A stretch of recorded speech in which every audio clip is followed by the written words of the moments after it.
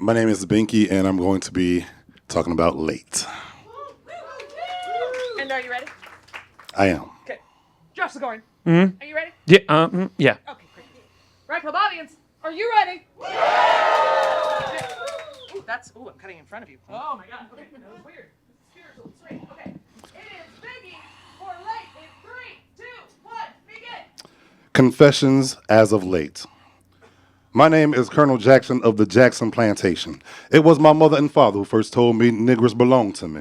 I truly believe it was normal for one soul to possess another. Hell, they put it in sermons so it almost sounded holy, where in reality it was ungodly, what me and mine done to them, to those people. And this time, I'm going to speak truth to power. We committed atrocities that are caused any self-respecting Christian to convulse and possibly collapse. I've stripped them down of every goddamn piece of humanity, and I did it with impunity.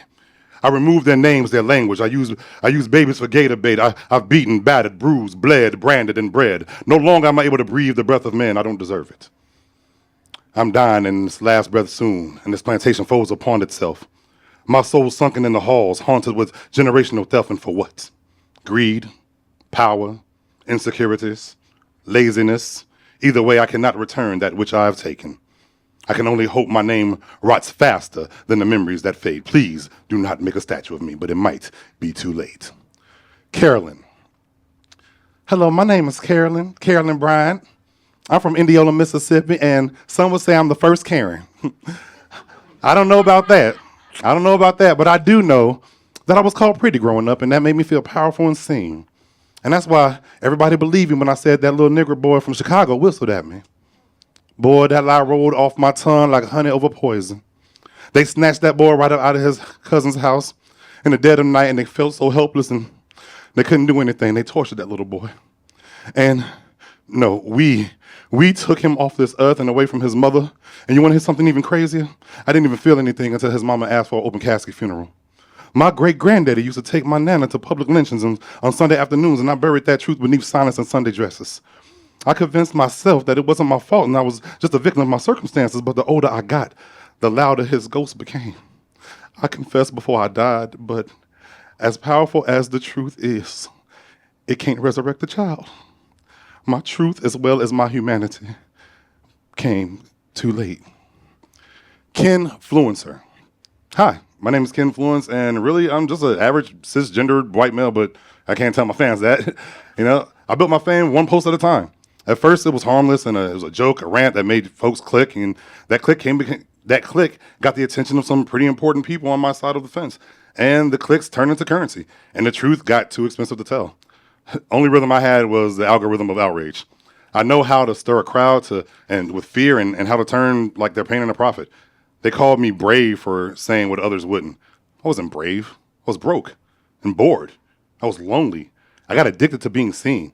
I said I was giving a voice, but it was all just an echo, loud enough to drown out the truth, and I watched my rhetoric turn friends into enemies. My neighbors became hashtags, and every lie I told grew legs that ran faster than any black man I was jealous of, and I was. I really thought I was building a platform. Turns out I was building a wall. Each brick is a post that pushes an agenda I truly, seriously, actually don't really believe in. My faith won't even allow it. I wonder if I follow God if he wasn't trending. Anyways, I love to do it all over again, but it's probably too late. Fatima. My name is Fatima, and I love my family so much. My older brother got me a pink watch that mixed a little music alarm to let me know it's time to mix a lot. That song on that watch is how they found me under the rubble. Ironic because I didn't have time to grow up, only to hide. We thought the sirens meant safety, and if we ran fast enough, we actually would be, but that sound was faster than my tiny frame could take me. The dust came before the destruction.